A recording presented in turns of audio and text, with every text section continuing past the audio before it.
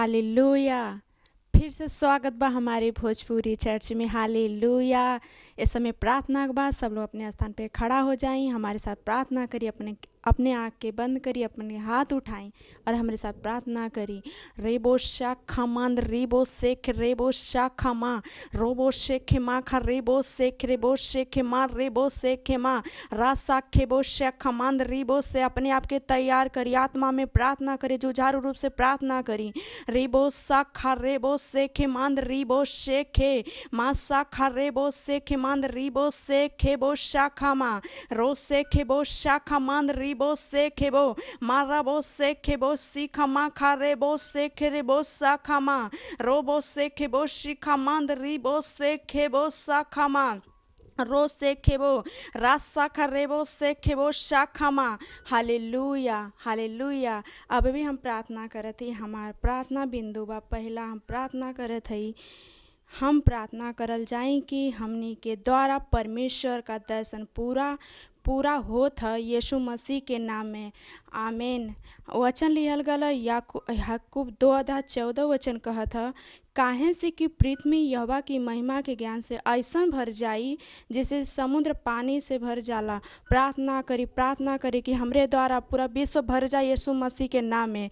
रेबो साखा रेबो शा मा खा रेबो सेखे रा साखा रेबो शेखे मंद रिबो साखा रेबो खा मंद रिबो से रा साखा रेबो शेखे मंद रिबो से रा साखा रेबो शिखा मा खा रेबो सेखे मंद रिबो सेखे बो शाखा मा रो सेखे बो सीखा मंद रिबो सेखे बो शाखा रे मंद रिबो सेखे बो शिखा मंद रिबो सेखे बो शाखा मा रा साखा रेबो सेखे रेबो शिखे मा खा रेबो से रो साखा रेबो शिखा मंद रिबो शेखे मंद री रा साखा रेबो सेखे बो सीखा मंद रेबो सा वो शाखा मंद रिबो सेखे बो सेखे मा खा रे रो सीखी बो शाखा मंद रिबो सेखे मा रेबो के रा साखा रेबो सीखा मंद रिबो से रा साखा रेबो सीखा मा खा रेबो सेखे रेबो सीखा मा खा रो सेखे बो सीखा मंद रिबो सेखे मा खा मासा रेबो सेखे बो शिखा मा रे रो सीखे बो सीखा मा खा रेबो सेखे बो सी मा रेबो सेखे बो सेखे मा रोसे खेबो शाखा रेबो मासा खा रेबो सी खेबो शाखा मा रेबो से खेबो शिखा मा खा रेबो से रेबो शिखा मा खा रेबो शेखे रेबो रिसा खा रेबो शिखा मंद रेबो से रासा खा रेबो सीखे मंद री रोसे खेबो शाखा रेबो शेखे मंद रिबो सा खाबो राबो से खे रेबो सी मा खा रेबो से रासा खा रेबो से। Hallelujah hallelujah. हम अभी भी हम प्रार्थना करत ही, हमार दूसरा प्रार्थना बिंदु बा हम प्रार्थना करत हई। हालेलुया। हमनी प्रार्थना करल जाई हमरे ई नया फरवरी के महीना के लिए। ई महीना में हमने सेवकाई से लेके अपने सब चीज़ों में बस ऊपर बनल रहल जाई। हमनी अपने सब कामना में फलत फूलत रहल जाई यीशु मसीह के नाम में। वचन लिहल गए व्यवस्था विवरण 28 अध्याय 13 वचन कहत है, और यहोवा तोहके पूछ ना लेकिन सर ही ठहरइया और तू नीचे नाही ऊपर ही रहबा। अगर परमेश्वर यहोवा का आज्ञा जौन हम तोहके सुनावल गई ओके माने में मन लगावा और चौकसी करा। प्रार्थना करिए। रेबो शाखा रेबो सेखे मंद रिबो से रासा खा रेबो सेखे बो शाखा रेबो सेखे माखा रो सेखे बो शिखा मंद रिबो सेखे बो शाखा मा रेबो सेखे रेबो शाखा रेबो सेखे रिबो सेखे बा शाखा रेबो से मार रिबो से रासा खा रेबो सेखे मंद रिबो सेखे बो शा रो सेखे बो सीखे माखा रेबो से रो सेखे बो सीखा मा रेबो से रासा खरे बो सीखे रे मंद रिबो सेखे मा खरे रो सेखे बो सीखे रे बो शाखा मंद रे रासा खरे बो सीखे रे मा बासाखा रोबो शेखे मंद रिबो से रबो शेखे मंद रिबो सेखे रे बो शा मंद रिबो सा खरे बो सेखे मंद रिबो सा रो सेखे रे बो शी मा खरे बो से मा बा रिबो सेखे मंद रिबो शाखा मा बाके रो सीखे रे बो सी मा खरे बो से के रेबोशी खमा खरे रोसी के रेबोसी खमंद रेबो रेबोसा रासा खरे बोसे के बोशी खमा खरे बोसे रासा खरे बोसी के मा खरे रोसा मंद रिबोसे के बोशा खरे बोसे माबोसे के रेबोसी खमा बरे बोसे के मंदरी बोसे के मा रसा खरे बोसी खमा खरे बोसे रसा खरे बोसी माबरे बोसे रेसे के मंदरी बोसे के माबरे बोसी के रे बोसा खमा रे बोसे रसा खरे बोसी खमा खरे बोसे रसा मा खरे रसा खरे बोसी के रे बो खमा बरे रसा खरे बोसी के मंदरी रोसे के बोसी खमा रोसे के बोसी खमा खरे बोसे के मा रोसी के रसा खरे बोसी के मा रोशे के मंदरी बोशी के रसा खरे बोसे रिबोसे के बोशी खमंद रिबोसे रसा खरे बोशी के माखा रोसे के बोशी के मंदरी बोसे के बोशी खमावा रोसी के बोशी के बोसे के मंदरी बोसे रसा खरे बो रसा खमंदरी बोसे के बोशी रबोशी के मंदरी बोसे रसा खरे बोशा खमा रोसे के बोसी के मंदरी बोसे के बोसी के रे बोशी खा मंदरी बोसे के बोसी खमा खरे रोसे के रे बोसे मा रोसे के रे बोसी रामा खरे बोसे के रे बोसी खमा बखे मंदरी बोसे के रे बोसी खमा बा रसा खरे बोशी मा खरे बोसे के मंदरी बोसे के बोसी खमा रोसे के बोशी खमा हालेलुया हालेलुया। अभी भी हम प्रार्थना करत ही हमारा तीसरा प्रार्थना बिंदु बा हम प्रार्थना करत ही हमनी प्रार्थना करल जाए कि जौन अच्छा काम करे खातिर हमनी के परमेश्वर हमनी पर भरोसा करेलें हमनी की महिमा में उ सब काम के हजार गुना उन करके दिखाई यीशु मसीह के नाम में हालेलुया। वचन है मत्ती 25 अध्याय 20 से 21 वचन कहत है जे के 5 तोड़ा मिलल रहल उ और 5 तोड़ा लियाई के मालिक तू जवन हमके 5 तोड़ा दिहल रहला हम 5 तोड़ा और कमाइल हई। तब उनका मालिक उनसे कहना कि धन है अच्छा और विश्वास योग्य दास तू थोड़े में विश्वास योग्य रहल हम तोहके बहुत वस्तु का अधिकारी बनाए अपने मालिक का खुशी में शामिल हुआ। प्रार्थना करी जौन परमेश्वर हमें तोड़ा देले हुआ अपने पास ना रखे के इस्तेमाल करी प्रार्थना करी रोबो शाखा मंद रेबो से रा शाखा रेबो से खेबो शिखे रे मंद रेबो से खे माँ खा रेबो से खे माँ रेबो से माँ खा रेबो से खे रेबो सीखे माँ खा रे रो से खेबो शाखा माँ रेबो से माँ खा रेबो से खेबा शाखा माँ रिबो से खेरेबो सी खमा खरेबो रासा खरेबो सी खेबो शाखमा रेबो से खेमंद रिबो से खेबोशी मा खरेबो से खेबोसी खमा रेबो से खेबोशा रेबो से खेबोशी खमा रेबो से खेमंद रिबो से खेबोसा खमा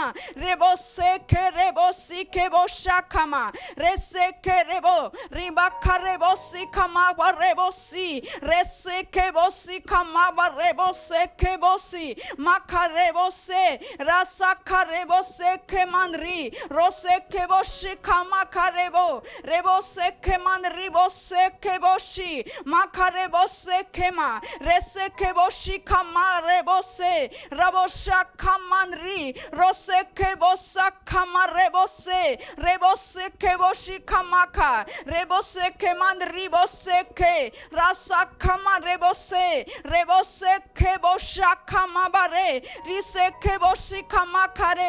हालेलुया हालेलुया। खड़ा रही इस समय स्तुति और आराधना कबा। हालेलुया।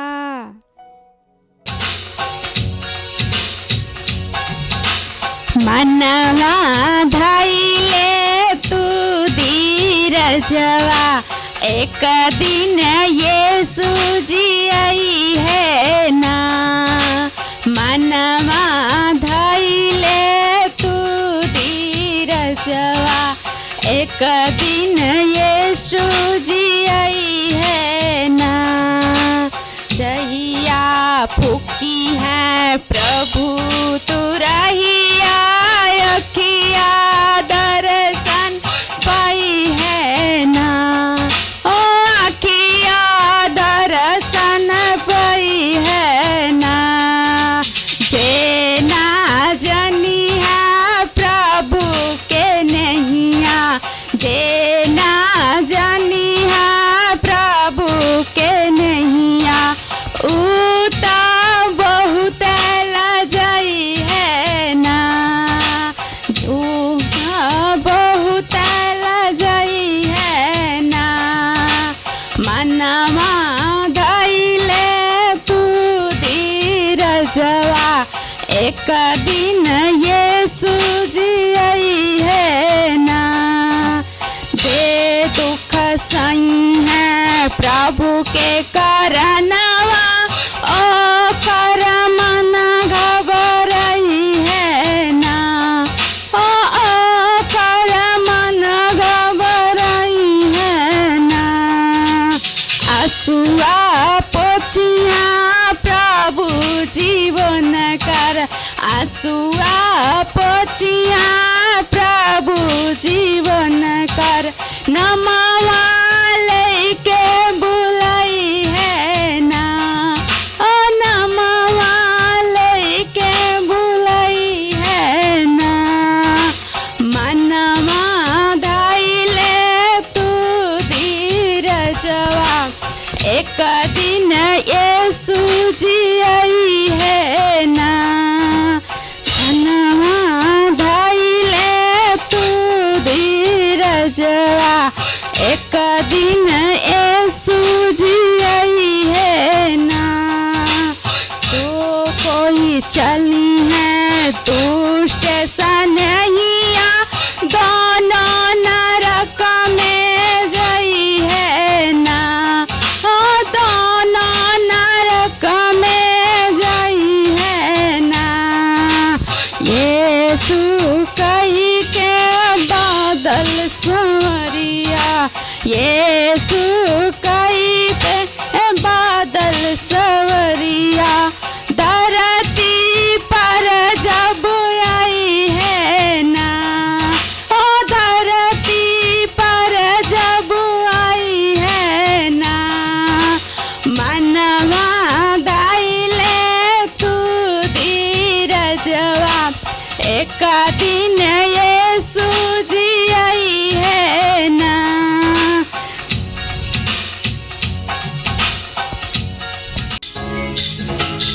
धरती सजाले प्रभु नदी नाला से, आकाश सजाले प्रभु चांद तारा से। धरती सजाले प्रभु नदी नाला से, आकाश सजाले प्रभु चांद तारा से।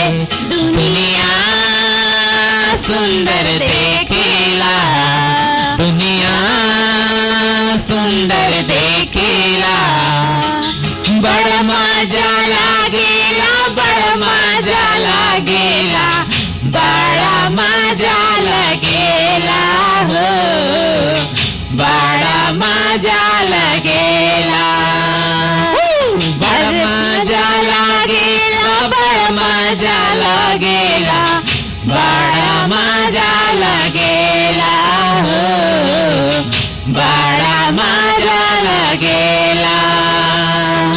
धरती सजाले प्रभु नदी नाला से, आकाश सजाले प्रभु चांद तारा से। धरती सजाले प्रभु नदी नाला से, आकाश सजाले प्रभु चांद तारा से।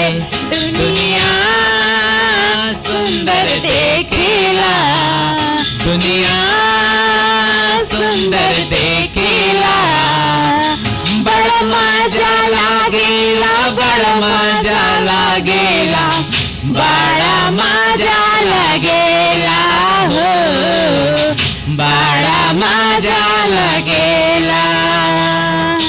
कोने कोने चारों कोने यीशु वचन गूंजेला, यीशु वचन गूंजेला।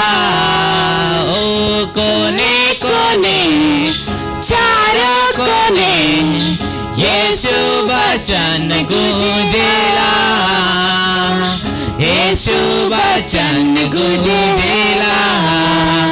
दुनिया सुंदर देखेला। दुनिया सुंदर देखेला। बड़ा मजा लागेला। बड़ा मजा लागेला। बड़ा मजा लगेला। हो बड़ा मजा लगेला। धरती सजाले प्रभु नदी नाला से।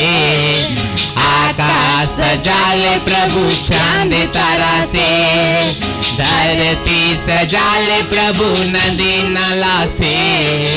आकाश सजाले प्रभु चांद तारा से। दुनिया सुंदर देखेला। दुनिया सुंदर देखेला। ओ बड़ा मजा लागेला। बड़ा मजा लागेला। बड़ा मजा लगेला। हो बड़ा मजा लगेला। बड़ा मजा लागेला। बड़ा मजा लागेला। बड़ा मजा लगेला। हो बड़ा मजा लगेला।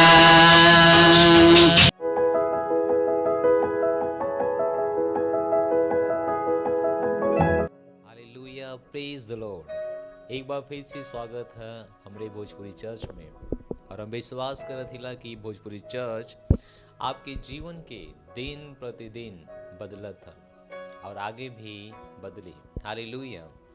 तो हमने के सीखत हिला कि लौलीन रहा।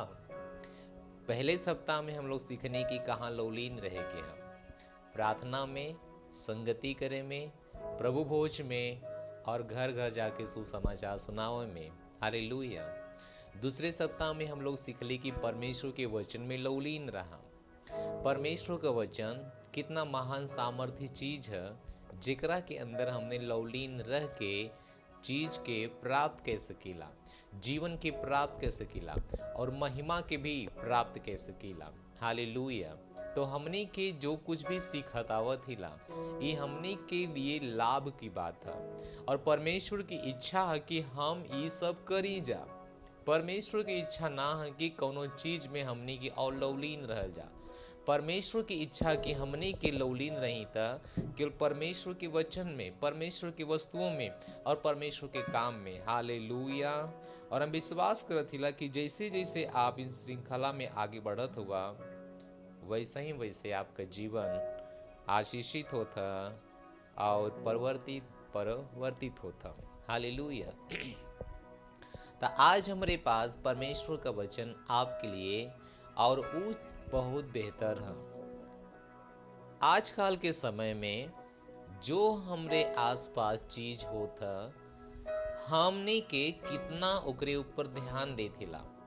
सच्चाई है कि हमेशा हर दिन हमने के वो बात में लौलीन हिला।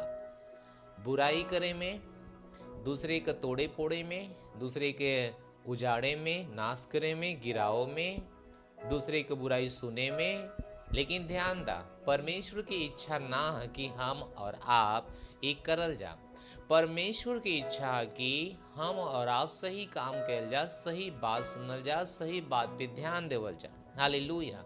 एक मसीह के रूप में जवन हमें और आपके करे के है, वही करे के है कि सही बात के ऊपर ध्यान दा, सही बात के ऊपर सोचा। तो हम आपकी परमेश्वर के वचन में लेके जाई, वहाँ हमने के अच्छे सीख पावल चाहिए। मसीहत एक सीखले का मसीहत है।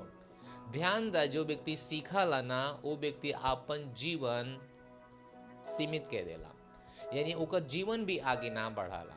सच्चाई है कि जितना उसके पास दिमाग है, जितना उसके पास बुद्धि है, वो अपने बुद्धि के अनुसार चल सकला। कम ज्ञान के साथ वो कम उन्नति करी, लेकिन आप ज्यादा ज्ञान के साथ ज्यादा उन्नति करी हैं। हालेलुया। हम आके 1 घंटा खड़ा होके आपके लिए प्रार्थना कर सकीला। हम आपके अंदर से दुष्ट आत्माएं निकाल सकीला, हम आपके अंदर से भूत निकाल सकीला, हम आपकी बीमारी की प्रार्थना करके हम ठीक कह सकीला। हालेलुया। लेकिन कब तक, ई कब तक होई?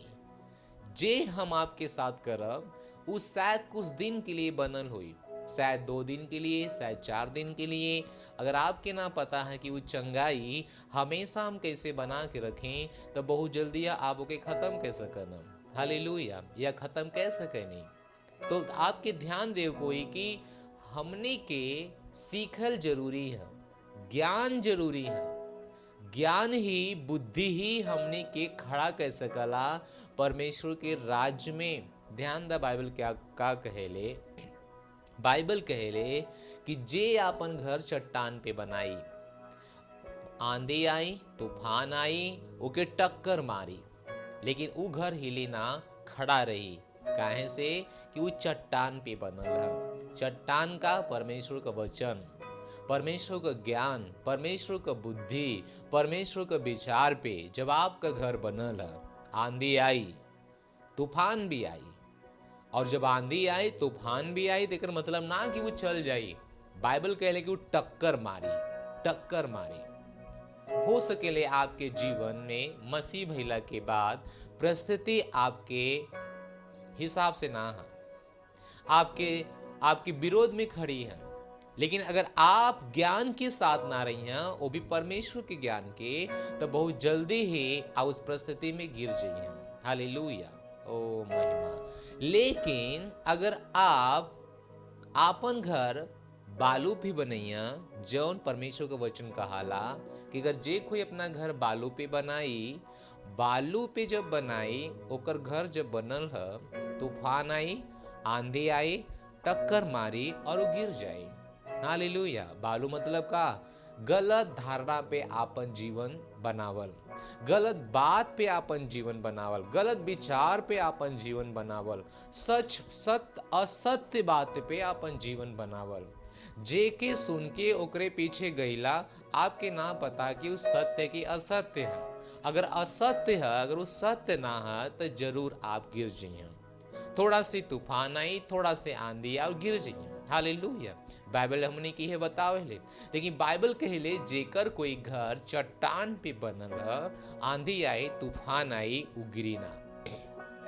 तो आपके चुनाव है कि आपन घर कहाँ बनैया, चट्टान पे बनैया कि रेत पे बनैया। रेत का है? गलत बात, गलत विचार, गलत धारणा, ये गलत चीज जब मन करे ओकरे ऊपर विश्वास केला, ये गलत बात है। वो रेत है, वो रेत है। जैसे ही आंधी आई, तूफान आई, थोड़ा से आप गिर सकना, आप गिर सकना। लेकिन अगर आपका घर चट्टान पे बनल है, यानी परमेश्वर के वचन पे, तो जितना मन टक्कर मारा, जितना मन आंधी और तूफान आवा, लेकिन हमने और आप खड़े रह जाइए। हालेलुया। सोच के देखा, अपने आसपास देखा, बहुत से लोग अपन जीवन मसीह के साथ शुरुआत करना, शायद 2 साल पहले, शायद 4 साल पहले, शायद 10 साल पहले, लेकिन आज वो गिर गई ना। आज वो जहां से आला ना वहीं लौट गई ना, जहां से खड़ा बला ना वहीं चल गई ना। बहुत से लोग अपने आप के धोखा दे ना, बहुत से लोगों का जीवन खराब हो गया, बहुत से लोगों के ऊपर शैतान जय पा गए, बहुत से लोगों के जीवन के वो नष्ट कर डाला। हालेलुया। अनंत जीवन की ओर से उनके निकाल डाला, हटा डाला, और फिर से उनके अपने राज्य में लिया डाला। हमरे आसपास ऐसा बहुत कहानी है। तो परेशानी कहाँ है? परेशानी परमेश्वर के पास ना है, परेशानी चर्च के अंदर ना है, परेशानी पास्टर के पास ना है, लेकिन चुनाव आप का कैले हुआ, ज्ञान ले बदे या कहीं और घर बनाओ बदे। हालेलुया। अगर निश्चय आप ज्ञान लेके परमेश्वर के वचन पे खड़ा रहा होता, जो परमेश्वर का ज्ञान है, जो परमेश्वर का वचन है, तो आप कभी भी गिरल ना होता। कभी भी उन लोग जो आज संसार में लुप्त हो गए, संसार में चल गल, वो कभी भी ना गयल होत अगर उनके पास परमेश्वर का ज्ञान रहल होत तब। हालेलुया। लेकिन वो अपन घर चट्टान पे ना बना के बालू के रेत पे चुनाव कोई ना बनाओ बदे। हालेलुया। उदाहरण के लिए बहुत से लोग चंगाई पे सीमित हों, बहुत से लोग के ज्ञान ना चाहिए, बहुत से लोग के चंगाई चाहिए, बहुत से लोग के चमत्कार चाहिए, जरूरी भी है, लेकिन साथ साथ ज्ञान भी चाहिए। हालेलुया। अगर आपकी चंगाई मिल गल, अगर वो चंगाई बनौले का जिंदगी भर आपके पास कैसे रही ओकर ज्ञान ना है, तब बहुत जल्दी अब उस चंगाई के खो सकना, उस चंगाई के खत्म के सकना। हालेलुया। उदाहरण के लिए कहानी प्रभु यीशु मसीह कहना कि एक व्यक्ति के अंदर से जब दुष्ट आत्मा निकले, वो दूर जाले, वो अपन जगह तलाश करेले, जब वो कहीं जगह ना मिलाला, वो अपन दिमाग लगाओ ले कि चलब देखब अपने घर में वहां पे का होता। हालेलुया। जब अपने घर आवत था तब बाइबल कहेले कि वो घर जब साफ सुथरा पावत था तो वो अकेला ना आवेले, वो जाले साथ की और लेके आवेले और आके वो घुस जाले। बाइबल कहेले पहले से ओकर जिंदगी और खराब हो जाला। काहे से कि वो ज्ञान पे अपन घर ना बनौला, सच्चाई पे अपन घर ना बनौला, परमेश्वर के वचन पे जो कि परमेश्वर का चट्टान है ओकरे ऊपर अपन घर ना बनौला। हालेलुया। ऐसे बाइबल कहेला कि वो इंसान गिर जाई, वो इंसान खत्म हो जाई, पहले से ज्यादा ओकर बुरा हाल हो जाई। तो चंगाई जरूरत है, अनुग्रह सामर्थ सब जरूरत है, एकरे बिना हम और आप ना चल सकीला मसीह में। लेकिन ओके बनाओ बदे ज्ञान जरूरत है, ज्ञान, और परमेश्वर का वचन ज्ञान है। एक कारण है कि आपके परमेश्वर का वचन सीखे के पड़ी, हर दिन समय निकाल के पढ़े के पड़ी। आपके हर दिन चर्च, चाहे भोजपुरी चर्च हो, चाहे आपके बच्चन का यूथ चर्च हो, चाहे संडे चर्च हो, और हर प्रकार से चर्च हमने के आपके पास उपलब्ध कराइला। मीटिंग हो, चाहे लीडर मीटिंग हो, चाहे गूगल मीट से मीटिंग हो, आपके वहां पे जुड़े के हुई, आपके वहां पे अपन समय देवे के हुई। जब आप ये सब करिए अपने जीवन में बहुत जल्दी आप तरक्की करिए और अपन घर चट्टान पे बना के रखिए। हालेलुया। तो मैं सोचा अरे मोबाइल से का बदलत था, अरे हम देख ही ला केवल, आप केवल देखन ना, परमेश्वर का धन्यवाद दा कि आज के समय में आप हुआ कि एकरे माध्यम से आपके पास ज्ञान जाता जो आपके जीवन के बेहतर बेहतर बेहतर और बेहतर बनावत था। हालेलुया। और हम विश्वास करतिला कि आप ठीक से समझत हैं। हालेलुया। तो हम देर ना करब, परमेश्वर के वचन में चल जाइए, और विश्वास है कि आपके पास अपन बाइबल है। हालेलुया। फिलिपियों की किताब 4 अध्याय और 8 वचन। फिलिपियों की किताब 4 अध्याय 8 वचन। हालेलुया। वहां पे लिखल है, निदान है भाई, जौन जौन बात सत्य है और जौन जौन बात आदरणीय है और जौन जौन बात उचित है और जौन जौन बात पवित्र है और जौन जौन बात सुहावनी है और जौन जौन बात मन भावनी है, निदान जौन जौन सद्गुण और प्रशंसा की बात है, वहां पर ध्यान दा, वहां पर लौलीन रहा। हालेलुया।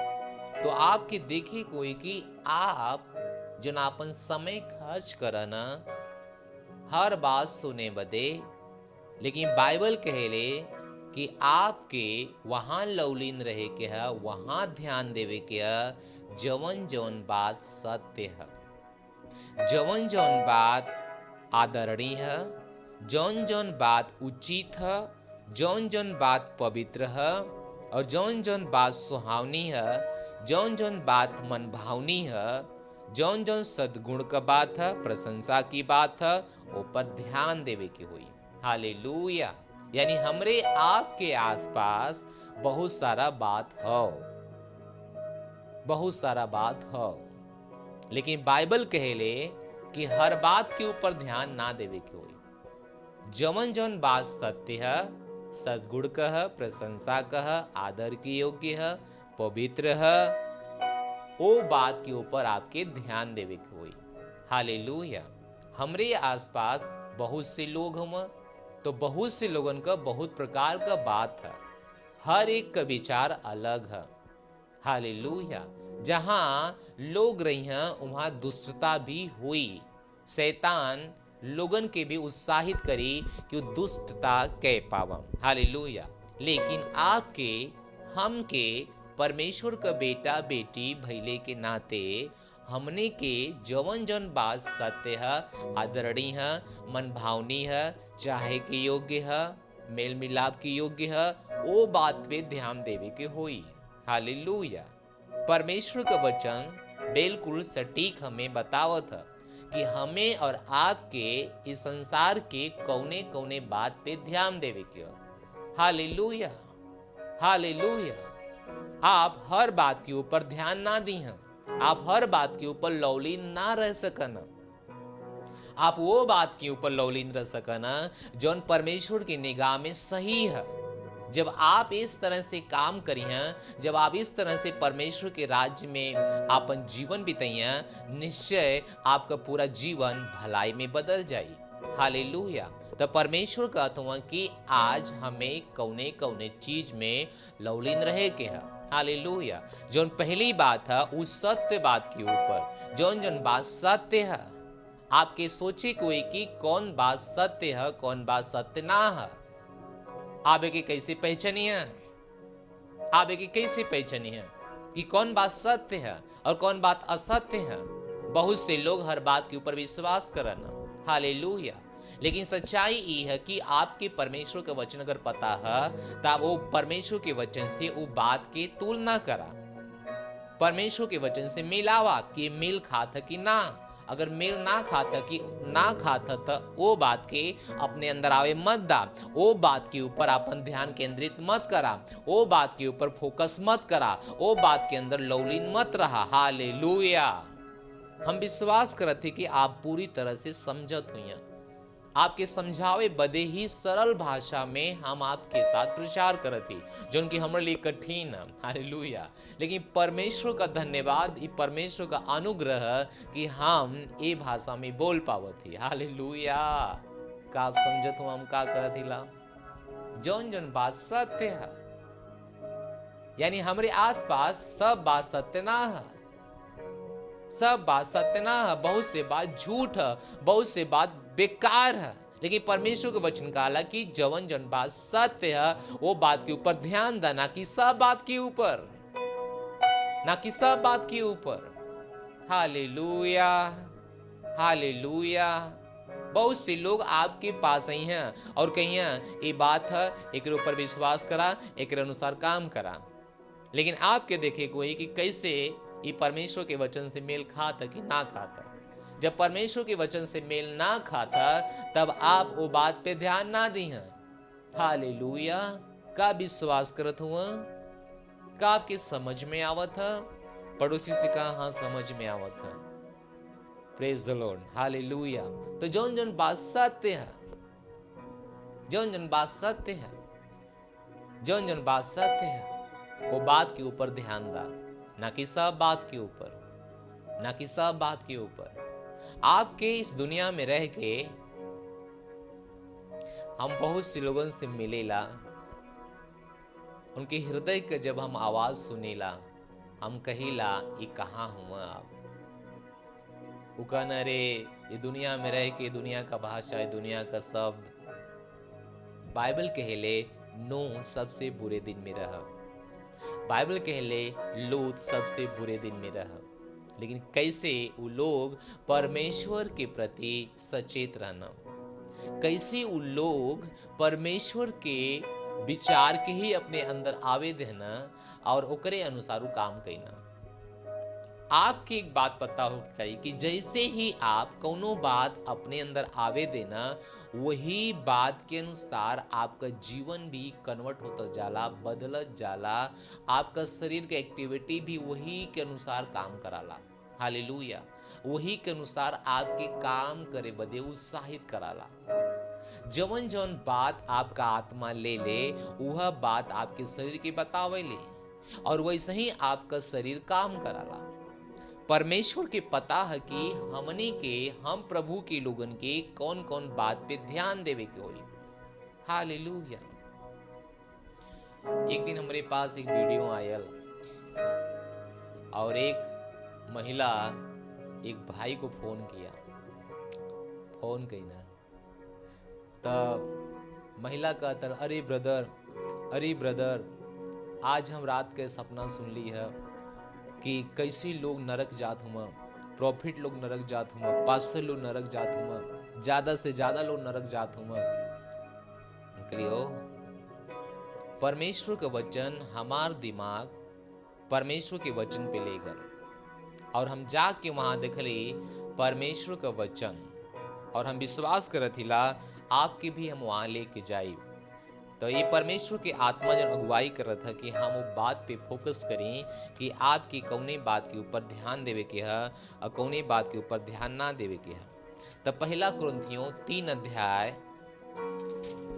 वो महिला कहता नहीं कि अरे ब्रदर आज हम सपना सुन लिए, दर्शन देख लिए ना कि जितना पास्टर लोग हुआ, जितना प्रॉफिट लोग हुआ, जितना अपोस्टल लोग हुआ, सबका सब नरक जाता, वह लोग नरक जात हुआ। हालेलुया। लेकिन ये दर्शन परमेश्वर के वचन से मेल खाता का? अगर ये दर्शन परमेश्वर के वचन से मेल ना खाता तो कैसे परमेश्वर उनके दर्शन दे देना? हालेलुया। हम ना कहती दर्शन गलत है, दर्शन गलत बात है, दर्शन सही बात है, दर्शन की खोजी हुई कोई, लेकिन आपके दर्शन कैसन मिलत है ये सबसे बड़ा महत्वपूर्ण है। हालेलुया। जवन दर्शन परमेश्वर के वचन से मेल खाता वो सत्य दर्शन है, जवन दर्शन परमेश्वर के वचन से मेल ना खाता वो गलत दर्शन है, वो गलत दर्शन है। पूछा कैसे हुई पास्टर, कैसे गलत हुई? हम बता सकीला परमेश्वर का लेवा आकाश और धरती बदल जाई, टल जाई, लेकिन हमारे मुंह से निकल और वचन बिना पूरा हुआ टली ना, ये बदले ना, एक केहू ना बदली। हालेलुया। तो परमेश्वर आज भी अपने वचन के हिसाब से अपने लोगन के दर्शन देते हुए, अपने वचन के हिसाब से, ना कि वचन के बाहर, ना कि वचन के बाहर। तो महिला का जवाब परमेश्वर हमें एक वचन में देना। हालेलुया। पहला कुरिन्थियों 3 अध्याय ओकर 13 से 15 वचन हम पढ़ब, ध्यान से सुना। यहाँ पे लिखल है, तो हर एक काम प्रकट हो जाई, काहे से कि उ दिन ओके बताई, इसलिए कि आग के साथ प्रकट होई, और हर काम के परखी कि कैसन हो। जेकर काम ऊपर ना बनल रही वो मजदूरी ना पाई, नहीं, जेकर काम ओकरे ऊपर बनल रही, यानी परमेश्वर के वचन के ऊपर बनल रही, वो मजदूरी पाई। जेकर काम ओकरे हिसाब से रही वो मजदूरी पाई। और यदि केहू के काम जल जाई तो वो हानि उठाई, पर वह आप बच जाई, परंतु जलते जलते। हालेलुया। तो ये भविष्य का बात रहा, ये आने वाले समय का बात रहा, न्याय का बात रहा। हालेलुया। इन न्याय के विषय में पौलुस परमेश्वर के आत्मा के द्वारा कुरिन्थियों के लोग के बतौना, क्योंकि वहाँ पे बहुत परेशानी होतल, वहाँ पे झगड़ा होतल, वहाँ पे आपस में ही वाद विवाद होतल, जैसे कि आज होता। हालेलुया। तो वहाँ पे लिखल है कि तो हर काम प्रकट हो जाई, ना कि हो गयल है, क्योंकि काहे से कि वो दिन ओके बताई ना कि बतावत है। ध्यान दिया, सब बात फ्यूचर का, सब बात आने वाले समय का है, ना कि अभी का। हालेलुया। यहाँ पे लिखल है कि हर एक का काम परखल जाई, जेकर काम परमेश्वर के वचन पे ना बनल रही वो काम जल जाई, लेकिन वो आप व्यक्ति बच जाई जलते जलते। हालेलुया। यानी वो बच जाई, वो नरक ना जाई, वो आग में ना जाई, वो बच जाई। अगर ओकर काम खराब भी है, अगर ओकर काम कैसे खराब है, जैसे वो परमेश्वर के वचन के हिसाब से काम ना है, अगर ओकर काम परमेश्वर के वचन के हिसाब से ना है तो काम जल जाई, वो काम के ओके इनाम ना मिली, ये आवे वाले समय की बात है, आवे वाले न्याय की बात है, लेकिन ध्यान दा अभी न्याय ना होत, अभी न्याय ना होत। हालेलुया, अभी न्याय ना होत। न्याय होई हर मसीही के इनाम देव बदे, ओकरे काम के अनुसार, ना कि उनके नरक भेजे बदे। जेकर काम अगर ना सही रही, परमेश्वर के वचन के हिसाब से ना रही, वो काम जल जाई, वो काम का कोनो इनाम ना मिली। लेकिन वो व्यक्ति आप बच जाई जलते जलते। हालेलुया, जलते जलते, जलते जलते। तो परमेश्वर का वचन हमें बतावला कि साफ जे कोई उद्धार पौले है उस स्वर्ग में जाई। हालेलुया। मत सोचा कि अरे हम पास्टर रहिला तो हम कैसे पास्टर के प्रति बचाव करत ही ना, हम परमेश्वर के वचन से आपके सही बात समझावत ही। यही से हम कहत हिला कि सही सही बात पे ध्यान दा। परमेश्वर का वचन कहले जौन सत्य बात है ओकरे ऊपर ध्यान दा, ओकरे ऊपर विचार दा। हर बात के मत सुना, हर बात के मत अपने अंदर आवेदा, ना ही तो वो बात आपके विद्रोही बनाई, नहीं तो वो बात आपके दर्शन से हटाई, आपके घर से आपके हटाई, आपके कलीसिया से आपके हटाई, आपके अगुआ से भी आपके हटाई। और हम देख लेला कि जे कोई जेकर भी घर बिगड़त है ओकरे पहले वो दूसरे का बात सुने शुरू कराला। जैसे ही एक घर का व्यक्ति दूसरे का बात सुनाला, ओकरे हिसाब से चले की कोशिश कराला, वो अपने घर के खिलाफ विद्रोही हो जाला। वो अपने घर में विद्रोह फेर देला, विद्रोह छेड़ देला, और वो व्यक्ति अपने घर में फूट डालाला, अपने घर के प्रति ही गलत कदम उठावाला। ये कैसे होता? जब लोग दूसरे का बात सुनत हुआ, जब लोग असत्य बात सुनत हुआ। हालेलुया। ये से बाइबल कहले जवन जवन बात सत्य है ओकरे ऊपर ध्यान दा, ना कि सब बात पे। लेकिन बहुत से लोग हर बात पे ध्यान देते हुआ, लेकिन बाइबल कहले कि तू ऐसा मत करा। दुनिया में बहुत सारी बात हो, दुनिया में बहुत सारा विचार हो, लेकिन जौन जौन बात सत्य है, जौन जौन बात आदर के योग्य है, जौन जौन बात आदरणीय है, जौन जौन बात पवित्र है, जौन जौन बात सुहावनी है, जौन जौन बात मन भावनी है, सद्गुण का बात है, प्रशंसा का बात है, ओकरे ऊपर ध्यान दा। Hallelujah, hallelujah, hallelujah. जौन जौन बात सत्य है, सद्गुण है, प्रशंसा की बात है, महिमा की बात है, ओकरे ऊपर ध्यान दा, ना कि सब बात पे। Hallelujah, hallelujah, hallelujah. एक घर ओकरे पहले ना बिगड़ला जब वो घर का सदस्य दूसरे का जब तक ना सुनाला। यही कारण है कि आज कलीसिया की जरूरत है कि वो अपने घर का बात सुना, वो अपने घर का बात सुना, ना कि सब बात के ऊपर। आज यूट्यूब पे बहुत से लोग हुआ, बहुत से प्रचारक हुआ, और बहुत से कलीसिया टूटत हैं, ना कि बनत हैं। हालेलुया। वो व्यक्ति जे आज इनके देखा था, कल उनके देखा था, परसों उनके देखा था, नरसों उनके देखा था, वो व्यक्ति आज उनके तरह काम कर जाता, परसों उनके तरह काम कर जाता, नरसों उनके तरह काम कर जाता, और वो व्यक्ति अपने पैर में ही कुल्हाड़ी मारा था। वो व्यक्ति विद्रोही हो जाता, वो व्यक्ति के अंदर विद्रोही आत्मा काम कर लगा था। हालेलुया। ऐसे बाइबल कहले जौन जौन बात सत्य है ओकरे ऊपर ध्यान दा। सोच के देखा आदम के अंदर कब विद्रोही की आत्मा काम कैला, कब विद्रोह का आत्मा काम कैला, कब कैला? जब वो परमेश्वर का ना सुन के अपने घर से बाहर वाले का सुनला, यानी शैतान का सुनला। जैसे ही उस शैतान के दोनों परानी सुनना, पति पत्नी सुनना, वैसे ही उनके अंदर विद्रोही आत्मा आई और परमेश्वर से उनके अलग कह दिला, परमेश्वर से उनके अलग कह दिला। विद्रोह उनके जीवन में पैदा हो गया। तो जैसे ही आप केहू की सुनत हुआ, वैसे ही आपके अंदर विद्रोह की आत्मा आवत है। यही कारण है कि परमेश्वर का जन पौलुस आगे का कहना ऊपर ध्यान दा। 9 वचन, हालेलुया हालेलुया।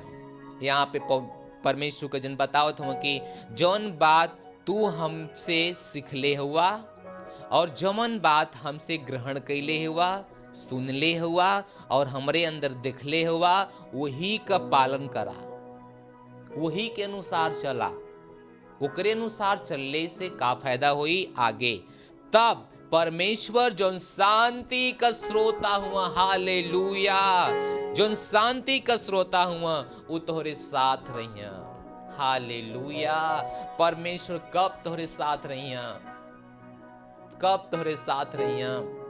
जौन बात तो हमसे सुनले हुआ, जौन बात तो हमसे सिखले हुआ, जौन बात हमरे अंदर देखले हुआ, जब ओकरे अनुसार चलबा, ओकरे अनुसार जियबा, ओके पालन करबा, तब शांति का जो परमेश्वर स्रोत हुआ वो तोहरे साथ रहिना। हालेलुया। ना कि हर बात के ऊपर उस समय में बहुत प्रचारक रहना। जौने समय किताब लिखल गए कुरिन्थियों की कलीसिया के, उस समय में बहुत से प्रचारक रहना। कुछ लोग झूठा प्रचारक रहना, कुछ लोग सही प्रचार ना करता ना, कुछ लोग कहता ना कि तुम उद्धार पाओ दे, हाई करे कोई, हु करे कोई, हो करे कोई। लेकिन पौलुस कहना परमेश्वर का जन बताऊना कि सब बात के ऊपर ध्यान मत दा। आज हमरे आस पास यह तो होत है, यही से हम आपके बतावत है कि आपके हर व्यक्ति के ना देखे के हैं, आपके हर पास्टर के नाम फॉलो करे के हैं। हम पास्टर के विरोध में ना आइला, लेकिन हम आपके घर में बना के रखे बदे एक चेतावनी देथिला, एक सलाह देथिला। नहीं तो बहुत जल्दी आपके अंदर विद्रोही आत्मा घुसी और आपके अपने परिवार से अलग कर दे। एक कहावत है, धोबी का कुत्ता न घर का न घाट का। हालेलुया। हर परमेश्वर के जन पवित्र हुआ, हर परमेश्वर के जन अच्छा हुआ, लेकिन हर एक के पास अलग विचार है, अलग बुलाहट है। हर एक लोगन के परमेश्वर के लोगन के ऊपर नियुक्त किया गया है। हालेलुया। ध्यान दे तू एक बात, अगर परमेश्वर चाहता कि तू दूसरे के पास सुना, परमेश्वर चाहता दूसरे की तू जाना या देखा या करा, तब परमेश्वर तोहके आपन अगुआ ना देता, वह व्यक्ति देता जो उन्हें के आज पीछे जात हुआ। लेकिन ये तो एक शैतान का षड्यंत्र, एक रचल शैतान का षड्यंत्र, ताकि एकरी द्वारा वो तोके तोड़ सके, तोके अलग कर सके और तोरे जीवन के बर्बाद कर सके। धोबी का कुत्ता न घर का न घाट का। यही कारण है कि आपके सब वचन, सब बात, सब चीज ना सुने की चाहिए, सब चीज ना सुने के चाहिए। पौलुस कहना कि तुके का सुने के चाहिए? वह सुने के चाहिए जौन तू हमसे सीख ले हुआ, जौन हमसे तू देख ले हुआ, जौन हमके तू हमें कहत सुन ले हुआ, हमें करत देख ले हुआ, ओकरे अनुसार चला। तब शांति का परमेश्वर, जो शांति का परमेश्वर हुआ, शांति का स्रोत हुआ, वो तोरे साथ रही है। Hallelujah hallelujah hallelujah. तब शांति का परमेश्वर, तब महिमा का परमेश्वर तोरे साथ रही है। तब तो हर जीवन उनके पता है कि अगर वो व्यक्ति ये काम करी तो उस सही रास्ता पे चली, सही जीवन जी, और फिर जे परमेश्वर के नजर में सही जीवन जिया था, ओकर परमेश्वर जीवन आशीषित करी हम। हालेलुया। तो हमरे आसपास, आपके आसपास बहुत सारी बात है, लेकिन सवाल है कि आज कौने बात के ऊपर आप विचार करत हुआ, कौने बात के ऊपर आप ध्यान देते हुआ। हालेलुया। हमें पता है कि शुरुआत की सेवकाई से बहुत से लोग सेवकाई के साथ जुड़ना, लेकिन कैसे टूट गई ना, कैसे उनके अंदर विद्रोही आत्मा काम कैला। जब वो केहू और के फॉलो करे गई ना, आज वो व्यक्ति न घर का न घाट का। और हम आपके इस चर्च के द्वारा सजग कर दिला कि आप ऐसा गलत कदम ना उठाना। हालेलुया। ये भयानक है, ये खतरनाक है, ये जिंदगी बर्बाद के दे, ये मसीहत से आपके दूर लेके चल जाई, ये आपके चर्च के प्रति, आपके परिवार के प्रति, आपके पास्टर के प्रति ये विद्रोही बना देगी। यही से परमेश्वर का वचन कहला कि आपके ध्यान देवे कोई कि कौन कौन बात आप सुनत हुआ, कौन कौन बात के ऊपर आप ध्यान देते हुआ, कौन कौन बात के आप पर फोकस करत हुआ। हालेलुया। अगर आपके देखे कि यूट्यूब में बहुत सारा वीडियो है, ये अनुग्रह फेलोशिप चर्च का वीडियो है, आपके देखेंगे तो हम आपको उत्साहित करा पास्टर क्रिस के देखा जा यूट्यूब पर डाला पास्टर क्रिस हिंदी, अब वहां पे हिंदी में ढेर सारा मैसेज पे है। आप देखा था पास्टर आइजक अग्रवाल के देखा, जा यूट्यूब पे डाला पास्टर आइजक अग्रवाल या CE इंडिया 1, जा देखा सही ज्ञान में जे आपके चलावत हो, सही बुद्धि में जे आपके मार्गदर्शन करिए, परमेश्वर का सही विचार सही वचन वो आपके पास लेके आई हैं। आज देखे के तो वो लोगों के देखा, वो लोगों के फॉलो करा। आप हमेशा आगे की ओर बनिया, हमेशा आगे की ओर बढ़िया। हालेलुया। हम आपके उत्साहित कर थिला कि आप ही करें, इस सत्य बात के ऊपर ध्यान दा। एक मतलब हम ना कहतिला कि सब लोग गलत हुआ ना। हालेलुया। जो ने परिवार की भाषा हम आपसे बोलेला, जो ने परिवार की भाषा से हम आपसे बात करेला, वो परिवार का और हमार बात दोनों एक है। यही से हम कहतिला कि वो लोग के देखा, ताकि और आपके समझ मिली, शायद और आपके महिमा मिली। और हम वही परिवार से आयल हिला। और एक समय रहा कि हमारे अंदर भी एक पास्टर के द्वारा विद्रोही आत्मा काम कैला, ताकि हम खुद एक समय खिलाफत करते खड़ा बैली। ओ परमेश्वर, लेकिन बाद में कितना समझ होली कि ओ प्रभु हम ही का कैली। और धन्यवाद परमेश्वर का कि आज और हमारे परमेश्वर के जन पास पन्नालाल जी हमारे बीच में प्रेम है, पहले की तरह रिश्ता है, पहले की तरह काम है, और हम पहले की तरह फॉलो करते हैं, फॉलो करेला। परमेश्वर महान हुआ, आपके पास सही शिक्षा, सही ज्ञान, सही बुद्धि लावत हुआ। यही कारण है कि हर गुरुवार इस चर्च में जरूर भाग ला। आपके पता चले कि मसीहत के साथ साथ हमें आगे और का करेंगे। हालेलुया। परमेश्वर तो के आशीष दें। इस समय है हम स्वागत करब जे कोई पहली बार है। अगर आप पहली बार हुआ तो हम आपका स्वागत करत हिला। हालेलुया। अपने स्थान पे खड़ा हो जा और हमारे पीछे बोला जो हम बोलत हिला। हम विश्वास करत हिला कि आप उद्धार पे हैं। और एक बात और, उद्धार हर जगह आपके सच में ना है, सच में ना है। उद्धार की प्रार्थना आजकल करवावत ही ना है, बस बोलावत है और भेज देता है। उद्धार का प्रार्थना कराओ बदे केहू न केहू चाही। जैसे कुर्नेलियुस के पतरस के जरूरत भयल, वैसे ही आपके एक पास्टर की जरूरत है, जवन आपके परमेश्वर का वचन सुनावा, उद्धार का वचन जौन के अब हम कहे जातिला। और मेरे पीछे बोलबा तो निश्चय बाइबल कहेले आप नया जन्म पाजीबा, आपका नया जीवन बन जाई, आप महिमा से महिमा में आगे बढ़ी। हालेलुया। पुरानी बात खत्म हो जाई और सब बात नई हो जाई। 2 कुरिन्थी 5:17 वचन में। तो अपन हाथ ऐसे करा और अपन आंख बंद करा और हमारे पीछे बोला, हे परमेश्वर, हम तोहरे पास आवत हिला यीशु मसीह के नाम में, आमीन। हम विश्वास करत हिला यीशु मसीह जीवित परमेश्वर का पुत्र हुआ। हम अपने मुंह से अंगीकार करत ही और हृदय से विश्वास करत हिला आज से अभय से यीशु मसीह हमारे जीवन का स्वामी हुआ और प्रभु हुआ। हम अपने जीवन में अनंत जीवन के ग्रहण करत हिला। हम घोषणा करत हिला कि हम बच गल हिला, हमार नया जन्म हो गया। आज से जौन हमरे अंदर है वह महान हुआ, जो इस संसार में हुआ उनसे महान हमरे अंदर हुआ। हमरे अंदर परमेश्वर का जीवन है, यीशु मसीह के नाम में, आमीन। हालेलुया। बधाई हुआ, आप नया जन्म पागल हुआ।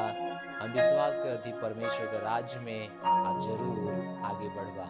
परमेश्वर में आप कैसे आगे बढ़िया, स्क्रीन पे हमारा नंबर है, जरूर हमसे संपर्क करिए। हालेलुया। इस समय हम भेंट दे लेगा परमेश्वर के आपन भेंट दे के सम्मान के लेकर पार्टनरशिप दे लेकर बीज दशमांश और आपन भेंट। परमेश्वर तो के आशीष दें। धन्यवाद। के केवल तुमके हम देखें, जैसे तोहरे हम आराधना करी, अपने आप के तुहके दी, यही हमरा हल चाही तोरे उपस्थिति में प्रभु।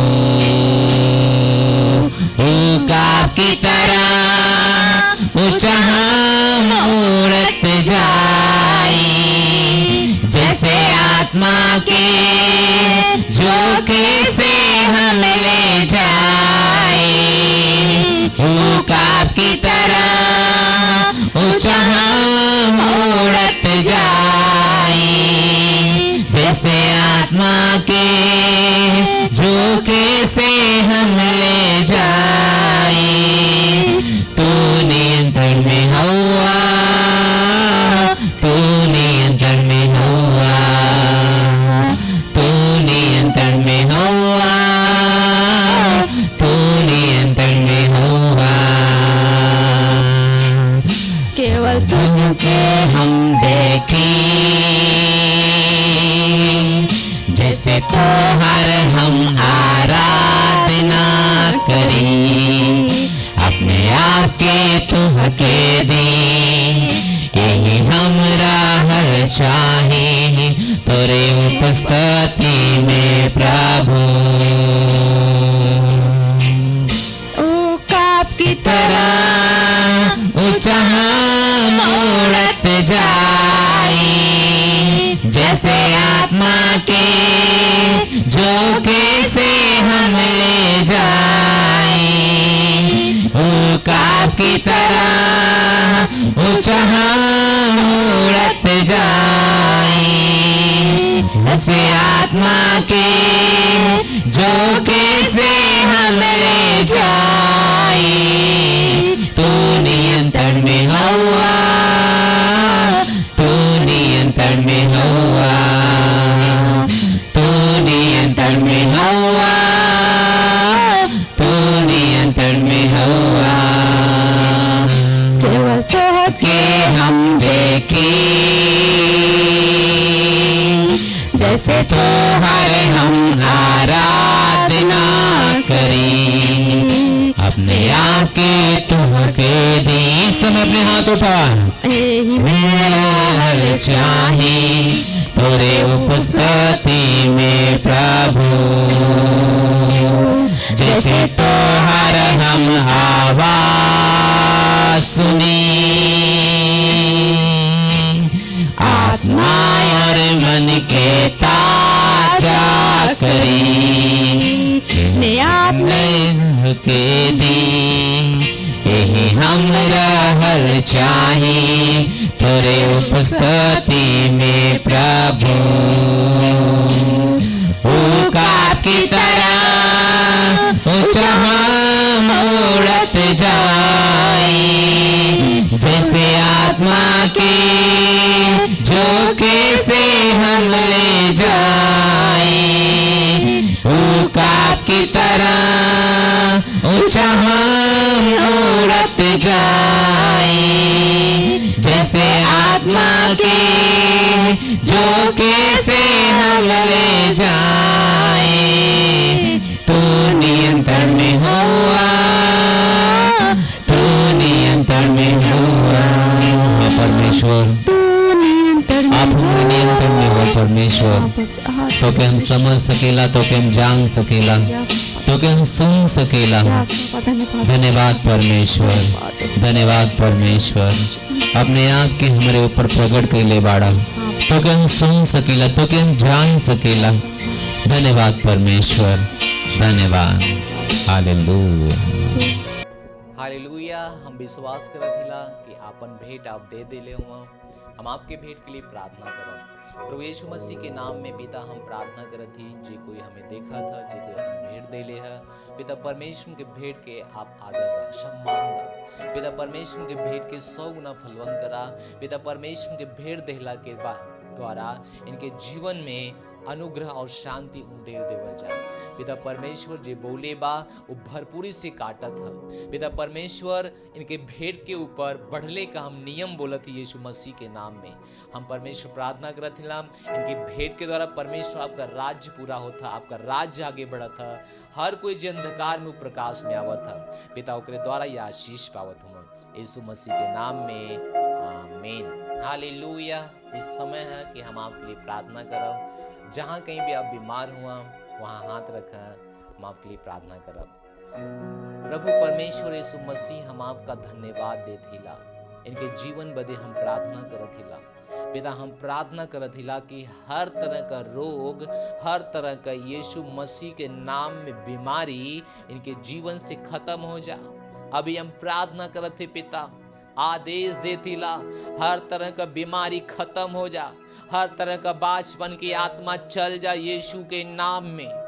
पिता हम प्रार्थना करत हिला टीबी का बीमारी नष्ट हो जाए यीशु मसीह के नाम में, एसिडिटी का बीमारी नष्ट हो जाए यीशु मसीह के नाम में, दमे की बीमारी नष्ट हो जाए यीशु मसीह के नाम में, खांसी आवल बंद हो जाए यीशु मसीह के नाम में, अंधापन की आत्मा नष्ट हो जाए यीशु मसीह के नाम में, बहरापन की आत्मा नष्ट हो जाए यीशु मसीह के नाम में, किडनी फेल करने वाली आत्माएं नष्ट हो जाए यीशु मसीह के नाम में। धन्यवाद देथिला परमेश्वर, धन्यवाद देथिला, धन्यवाद देथिला। हम प्रार्थना करते परमेश्वर यीशु मसीह के नाम में इनके जीवन में हम शांति बोलते परमेश्वर। हर तरह का कैंसर का रोगी चंगा होता है यीशु मसीह के नाम में, HIV का रोगी चंगा होता है यीशु मसीह के नाम में, हर तरह के मुसीबत दुर्घटना से बचत हुए यीशु मसीह के नाम में, हड्डियों का जोड़ सही होते यीशु मसीह के नाम में। धन्यवाद देथिला परमेश्वर, धन्यवाद देथिला, धन्यवाद देथिला। आपका वचन कहला हे बोझ से दबे वाले लोग, परिश्रम करने वाले हमरे पास आवा, हम तो हम विश्राम दे। परमेश्वर आपका वचन कहला चोर चोरी करे आवाला, डांका डाले आवाला, सतावे आवाला, मारे आवाला, लेकिन हम आले ताकि लोग जीवन पावा। हाँ परमेश्वर पिता, हर एक के घर में बाइबल कहेले परमेश्वर पिता आपके बारे में कि यीशु मसीह द्वार पे खड़ा होके खटखटावना, जे कोई आपन द्वार खोलाला ओकरे अंदर जाके उ रहना और ओकरे अंदर खाना पीना आराम करना और ओके आशीष देना, पिता के साथ उपस्थित रहना। हम प्रार्थना करते परमेश्वर हर कोई जे आपके लिए अपना हृदय खोला था प्रभु यीशु के नाम में, जे कोई अपने हृदय का घर द्वार खोला था, अपने हृदय के घर का द्वार खोला था, ओकरे अंदर प्रभु आप जान उनके जीवन के बदलना प्रभु। हम प्रार्थना करते प्रभु ताकि चिन्ह चमत्कार पिता यीशु मसीह के नाम में इनके जीवन में हो पावा, ये विश्वास में आवा प्रभु। शैतान को कभी विश्वास में लाने के लिए रोक ना पावा यीशु मसीह के नाम में। हम धन्यवाद देथिला प्रभु, हम धन्यवाद देथिला। हम प्रार्थना करते प्रभु हड्डियों का जोड़ने के जीवन से जाते यीशु मसीह के नाम में। हर आदमी गूंगापन वाला आदमी बोलत है यीशु मसीह के नाम में, मिर्गी आल बंद होते यीशु मसीह के नाम में। हम प्रार्थना करते प्रभु हर तरह का जीवन में इनके बदलाव होते यीशु मसीह के नाम में, इनके खिलाफ बनल शैतान का कोनो योजना सफल ना है यीशु मसीह के नाम में। हम धन्यवाद देथिला पिता परमेश्वर, महिमा के राजा हम आपका स्तुति करथिला रे बो जाता रांदेले बो जालिंदा लबहा। हम प्रार्थना करते प्रभु हर तरह का चमड़ी का रोग चंगा हो जाए यीशु के नाम में, चमड़ी का रोग चंगा हो जाए यीशु के नाम में, बाचपन की आत्मा नष्ट हो जाए यीशु मसीह के नाम में, जेका गर्भ रुकत ना रहा हम आदेश देतिला गर्भ सुरक्षित रहे बदे यीशु मसीह के नाम में। हम प्रार्थना करथिला हर तरह का दुष्ट आत्मा हर के जीवन से निकलत है यीशु मसीह के नाम में, कमर का दर्द चंगा होता है यीशु के नाम में, दांत का दर्द चंगा होता है यीशु मसीह के नाम में, सर का दर्द चंगा होता है यीशु मसीह के नाम में, घुटने बीमारी चंगा होता है यीशु मसीह के नाम में, डायबिटीज चंगा होता है यीशु मसीह के नाम में। धन्यवाद परमेश्वर, धन्यवाद परमेश्वर,